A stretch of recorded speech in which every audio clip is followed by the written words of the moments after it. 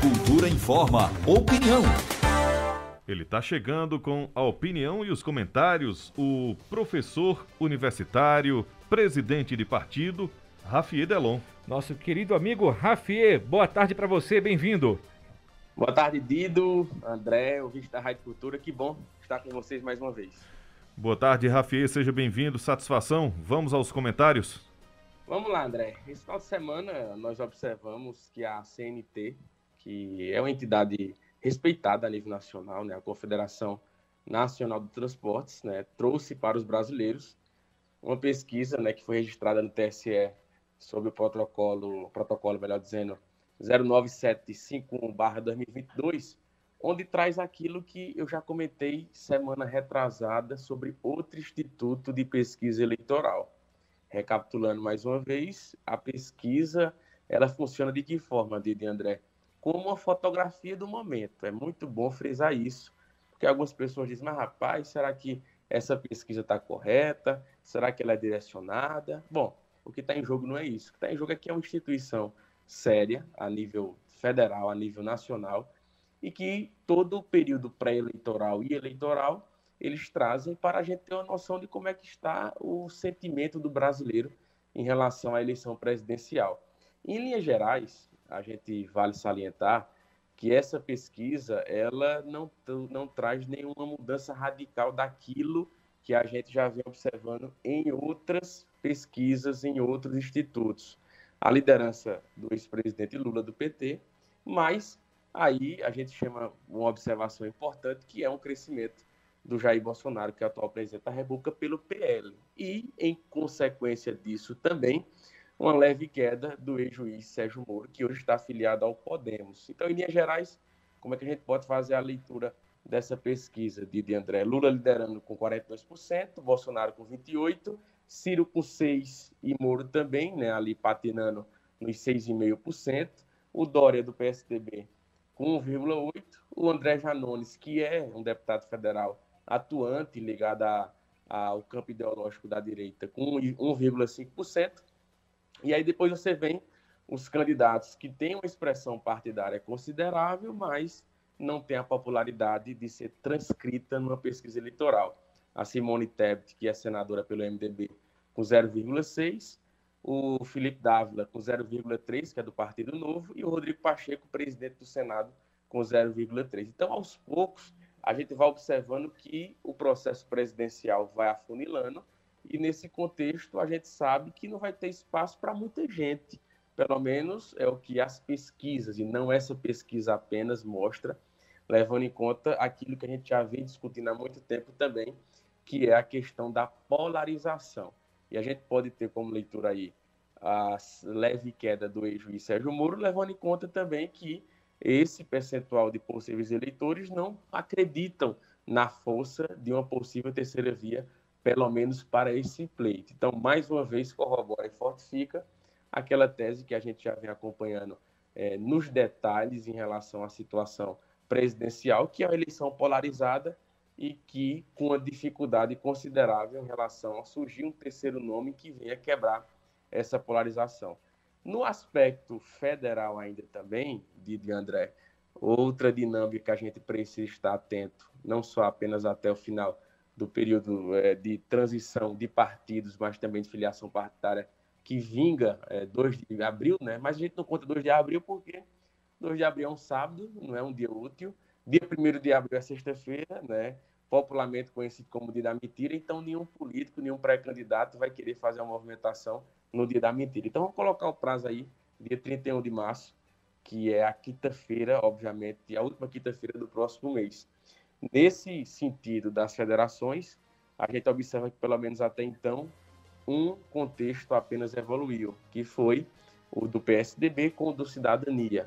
Em linhas gerais, não muda nada na maioria dos estados brasileiros, porque o Cidadania, antigo PPS, antigo Partidão, sempre caminhou nos estados, nos municípios, com o PSDB. Claro que existem as exceções, mas, em linhas gerais, são partidos harmônicos. O presidente nacional, Roberto Freire, inclusive pernambucano, já exerceu um mandato de senador pelo nosso estado, né? Hoje faz política em São Paulo, articulou junto com outro pernambucano também, o ex-deputado federal Bruno Araújo, essa pacificação da federação. Pelo menos em linhas gerais, é o que a gente vê que vai acontecer, pelo menos até a campanha eleitoral. Falou muito em relação a um campo de federação ligado à esquerda, onde reuniria aí PT, PSDB, PCdoB, PV, mas a gente sabe que quando a conta vai para a ponta do lápis, André e Dida, a conta é muito difícil de fechar. Você imagine fazer o convencimento não apenas dos 26 estados federativos e da unidade federativa do Brasil de pensarem igualitariamente na eleição governamental desse ano, mas também na eleição municipal 2024. Então, não é uma conta fácil de fechar. Hoje à tarde teremos aí, observando reuniões em relação a isso, sobre a outra federação que compõe partidos fortes a nível nacional, como o PSDB, o MDB e o União Brasil, mas a gente já tem informações também que no final de semana existiram reuniões da coordenação desses partidos, onde vai colocar mais uma vez na ponta da caneta dificuldade. Tem dificuldade lá em Alagoas, no Ceará a conta não fecha, no Rio Grande do Sul os partidos não dialogam, então fica realmente algo muito difícil de ser construído na prática. Mas sabemos também que o próprio encontro do ex-governador Márcio França com o ex-presidente Lula, hoje em São Paulo também, pode direcionar muita coisa para a política nacional, não só relacionada à federação, mas também aos palanques que envolvem o PT e o PSB. Eu cito isso porque a gente sabe que o centro político das decisões políticas do Brasil não é Brasília, como muita gente pensa, é São Paulo. Então, o que acontece em São Paulo tem reflexo em todo o Brasil, no que diz respeito a desdobramentos de coligações, de possíveis federações e de todo o contexto eleitoral que se avizinha.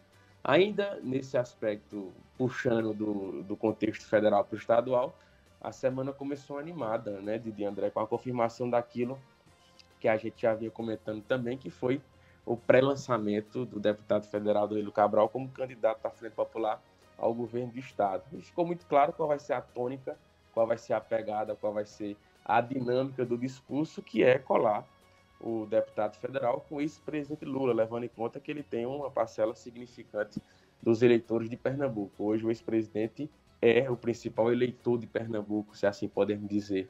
Mas no outro campo também, a gente observa aí um interesse grande e considerável do prefeito de Jaboatão dos Guararapes, né, o Anderson Ferreira, em liderar o palanque do atual presidente Jair Bolsonaro aqui em Pernambuco.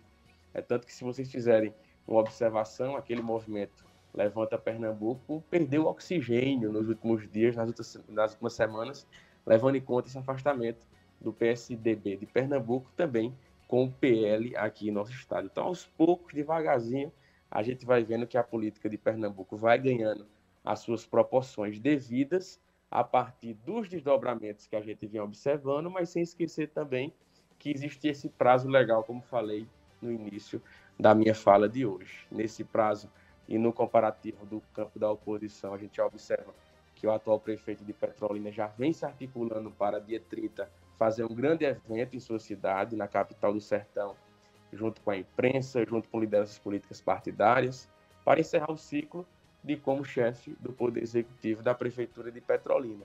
Da mesma forma, a gente observa no segundo maior estado de Pernambuco, município, melhor dizendo, maior cidade, que é Jaboatão dos Guararapes, o prefeito Anderson também se organizando para a sua renúncia, levando em conta a sua passagem de transição para o vice-prefeito daquela cidade. E, em contrapartida, para não dizer que não falei do nosso município, a gente não vê, pelo menos em linhas concretas, em linhas sólidas, a movimentação clara em relação ao município de Caruaru.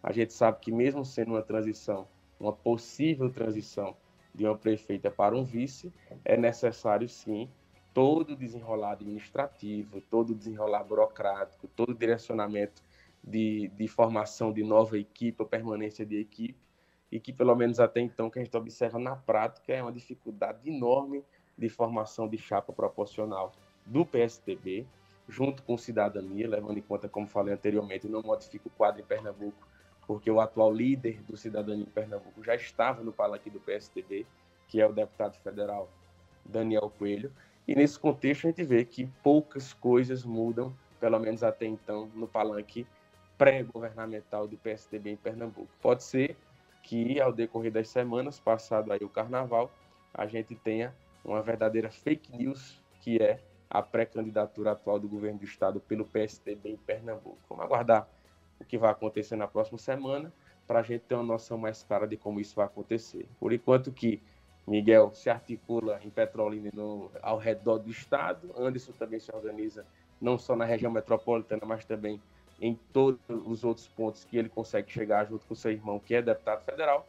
A pré-candidatura do PSDB permanece estagnada, não só a nível local, mas também a nível de trazer novos adeptos e pessoas que venham realmente a corroborar com o projeto político, possivelmente do PSDB. Para finalizar, para também não deixar de citar o nosso município de André, e estamos aqui na Rádio Cultura, né? Nada mais justo que também fazer referência ao que está relacionado à nossa cultura, né? Ontem, dia 21 de fevereiro, completaria 100 anos do nascimento de um cara que contribuiu muito para o nosso município, que foi o saudoso professor Amaro Matias Silva, né? Ele que, mesmo sendo natural de Água Preta, né, deu inúmeras contribuições ao nosso município, como confeccionador, autor da bandeira de Caruaru lá em 72, né, como professor pesquisador, como poeta, era um grande orador, poliglota, né, falava francês, inglês, latim, espanhol, né, então deu uma contribuição enorme com o nosso município, e hoje existe uma escola que leva o seu nome. Então acredito que a nossa história ela não pode ser escondida, a nossa história ela não pode ser esquecida, e a nossa história, sempre que for benéfica, ela tem que ser reverberada e, obviamente, lembrada para a população mais jovem e também para aqueles que acompanharam e que conheceram a história, não só política, mas também cultural do município de Caruaru. Então, por hoje, é só. Opinião é na cultura. Primeiro lugar em audiência, do jeito que você gosta. Você está ouvindo a Cultura Informa, o jornal do nosso rádio. Agora, 1h mais 26 minutos. 1h26 em Caruaru. O ouvinte pode participar pelo WhatsApp 981091130, Facebook Rádio Cultura do Nordeste, e tem ainda o nosso canal no YouTube. Isso mesmo, lembrando aí, né, Rafi trouxe pra gente aí um registro interessante de uma figura que contribuiu muito para Caruaru, o professor Amaro Matias, né, inclusive a escola que homenageia ele, no caso recebe o nome desse grande personagem, é a que fica nas Rendeiras, não é isso, Rafi? O Amaro Sem Matias. dúvida, Dito. Então é importante ressaltar a importância, né, que ele teve com o nosso município. Não foi 99 anos, não foi 101 anos, foram 100 anos. Então realmente é uma data, como diz aqueles puxadores de bingo, né, de rombo, 100, que a gente deve lembrar, né? Ele que também deu uma grande contribuição como um dos fundadores da ACACIL, que é a nossa querida Academia Caruaruense de Cultura, Ciência e Letras. Então é bom a gente ressaltar figuras que contribuíram, né, para não cair no esquecimento de um município tão rico culturalmente como é o município de Caruaru. O Júlio Amorim está dizendo, Rafi Delon, cadê você? Sumiu? Pelo contrário, o Júlio não está ouvindo a Rádio Cultura, né? Se ele estiver ouvindo, ele vai ver que eu estou por aqui. Mas o Júlio é um grande amigo, uma grande liderança da Vila do Aeroporto, e não tenho dúvida que a gente vai se encontrar nos próximos dias. Eu acho que o Júnior quer tomar aquele cafezinho com você e botar os papos em dias presencialmente. Exato. E comer uma galinha bem suculenta, viu, Dito? Que eu sei que você gosta também. É desse jeito. De Riacho das Almas. É desse jeito, Rafi. O Rodrigo Melo do São Francisco está dizendo, boa tarde a todos. Rafi, o Estadão fez um levantamento com as 20 cidades que mais geraram empregos em termos percentuais. Petrolina aparece em 8º e Caruaru não aparece. Entre os 20, ficando para trás. Rodrigo Melo do São Francisco, Rafi. É verdade, o Rodrigo tem razão. Eu recebi logo pela manhã também essa mensagem na transmissão, né? Levando em conta aí que Petrolina se superou no que diz respeito à situação de ser campeã na geração de emprego. Então a gente sabe que no aspecto comparativo, Petrolina tem uma distância maior do litoral, o que consequentemente dificulta mais ainda a chegada de novos empreendimentos, de novas articulações empresariais, ao contrário do Caruaru, né, que tem uma capacidade geográfica muito bem localizada. O cara quer ir para o sertão, passa por Caruaru, o cara quer ir para o litoral, passa por Caruaru. E a gente vem observando que, nos últimos anos, a nível local, pouquíssimas, raríssimas foram as empresas de grande porte que vieram se instalar no nosso município. Pelo contrário, o que a gente viu foram empresas que tinham uma capacidade enorme de empreendimento, de geração de emprego direto e indireto, mas que por falta de interesse de uma URB da vida, que tem sido muito criticada, né, de uma Secretaria de Obras do município, que tem criado aí inúmeras dificuldades para a instalação de novas empresas em Caruaru, o município foi perdendo nesse aspecto. Parabéns ao prefeito Miguel Coelho, parabéns à capacidade de liderança que ele vem demonstrando naquela cidade. Mensagem aqui no WhatsApp, 981091130. Vital Medeiros, boa tarde, Rafiê. Estou em Recife ouvindo pelo Rádiosnet. Não tem como perder não, viu, Vital? Vital é um ouvinte assíduo, diariamente, domingo a domingo aí. Obrigado pela audiência mais uma vez, Vital. Rafael, você falou, fez aí a referência a cidades como Petrolina, né? Porque a gente tem muito essa questão de fazer comparação Caruaru e Campina Grande, porque é mais perto, pela questão do São João, enfim, tudo isso. Mas você fez aqui mencionou aqui a questão de Petrolina, que é uma cidade importante lá no sertão. Caruaru também ali é muito grande. Eu tenho até minhas dúvidas, quem tem maior população, se é Petrolina ou se é Caruaru. Mas nesse caso, o que é que pode estar deixando Caruaru fora desse rol, digamos assim, de municípios que estão conseguindo gerar renda, gerar emprego, Rafiê? Eu acredito, Dido, primeiro ressaltando que Caruaru tem um percentual de habitantes maior que Petrolina, mas Petrolina também está chegando perto da gente. Exatamente. Ô, Rafiê, o IBGE 2020, 365.278 Caruaru e Petrolina, 354.317. Um empate técnico. Minha informação está correta, né? Isso. Tem mais, mas está encostando ali proximamente. Claro que foi 2020, 2 anos, acontece muita coisa. Eu acho que está ali empatadas, podemos dizer assim, no aspecto populacional. Mas respondendo a sua pergunta, Dido, eu acredito que é uma soma de fatores, não tem um fator apenas. Quando a gente fala de Caruaru, por exemplo, eu gosto muito de tratar em relação ao nosso distrito industrial, tá? Raramente você encontra, né, a informação de que chegou uma nova empresa no nosso município, que você tem um grande investidor, seja nacional ou internacional, tendo e querendo apostar no município de Caruaru. Raramente você encontra isso. E o nosso distrito ainda peleja, né? Engatilha muito no que diz respeito aos serviços básicos daquela localidade, né? No que diz respeito ao asfalto, no que diz respeito à iluminação, no que diz respeito à poda de árvores, no que diz respeito à questão do lixo, enfim. Tem muitas questões aí básicas que infelizmente dificultam, estou falando apenas de um ponto, tá? Que é o distrito industrial, que é o PIB da cidade, podemos dizer assim, de André. Então são inúmeros fatores, eu citei apenas um, levando em conta que tem muita coisa para ser dita. Deixa eu corrigir aqui os números, porque os números de 2020, mas já tem números da população estimada em 2021. Por exemplo, Caruaru, 369.343 pessoas, aqui direto do site do IBGE, população estimada. E Petrolina, 2021, 359.372 pessoas. Mais uma vez, corrobora com aquilo que a gente vem discutindo, né, André? Então, é importante a gente ter as fontes concretas batendo com aquilo que a gente fala, né? Show fake news. Mas é por aí. Exatamente. A gente sabe que nos últimos anos, é claro que Petrolina teve investimento pesado do governo federal. É necessário reconhecer isso, levando em conta que a questão política influencia muito, sabe, Didi André? Você observa que lá, toda semana tinha um ministro do governo federal trazendo obras, trazendo investimentos. Isso influencia muito.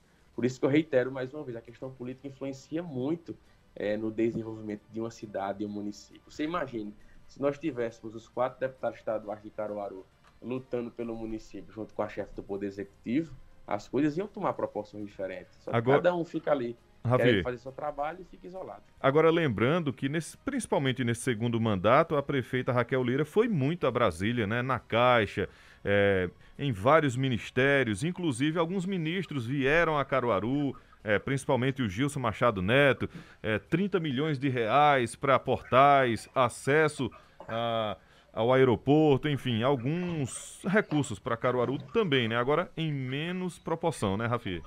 Em menos proporção, Dido. Por isso que, André, é importante ressaltar o poder de articulação, né, que o chefe ou a chefe do Poder Executivo tem que ter, né?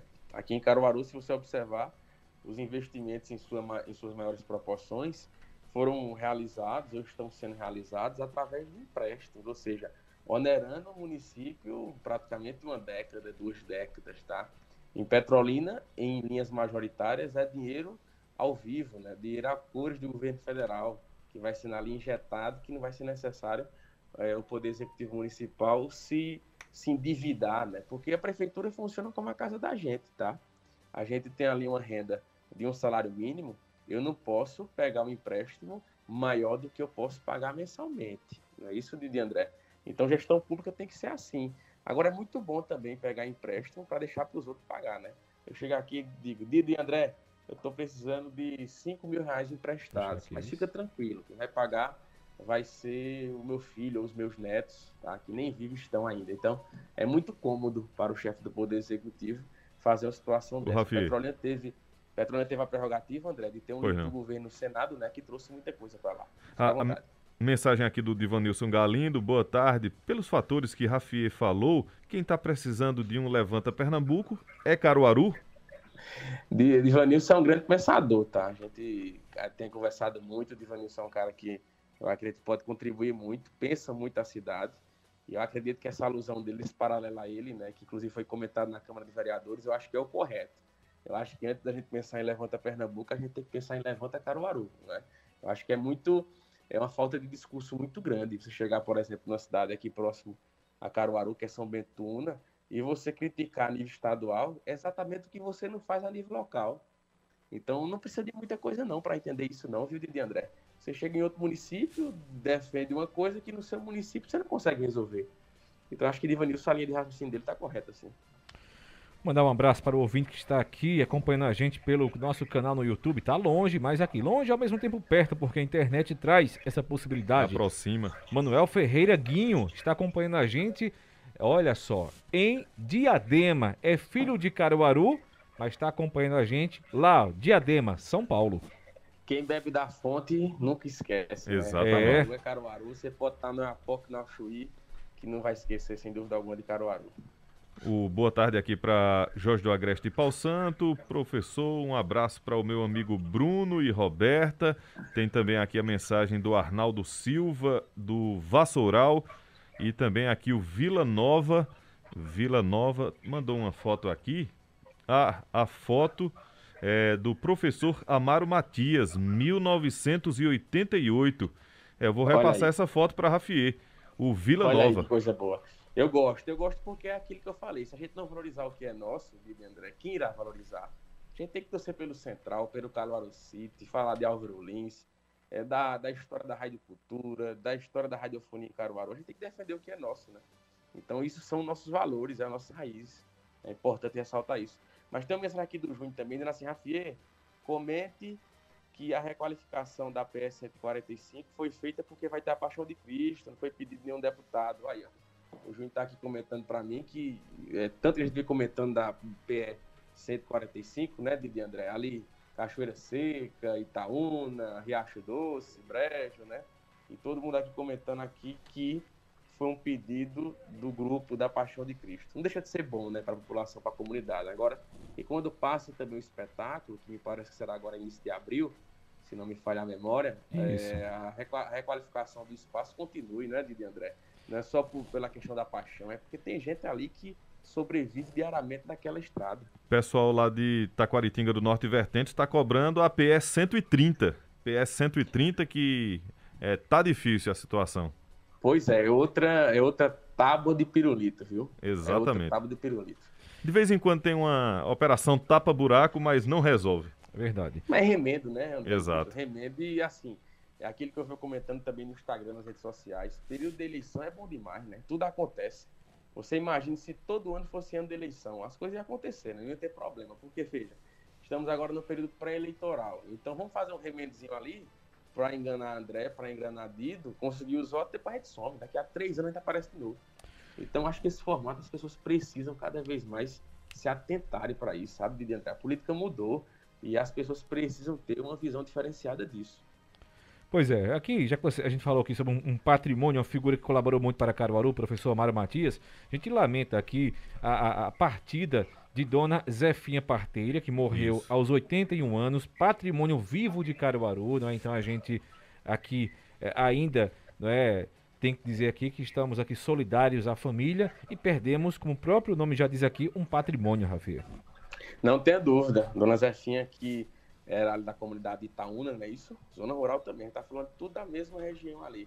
Contribuiu muito com o nosso município, né, com sua capacidade, podemos dizer sua capacidade médica, viu? Porque mesmo sem ter o curso de medicina, fez muita coisa boa para a nossa população. Então, sem dúvida, foi uma perda irreparável e fica aqui os nossos sentimentos aos familiares. Rafi, forte abraço, muito obrigado pelos comentários e até o próximo programa. Essa é a pior hora, viu, André? Que a gente se despede. É verdade. Mas obrigado por tudo, Dido. Obrigado, André. Um bom início de semana para vocês e até a próxima. Até mais. Forte abraço.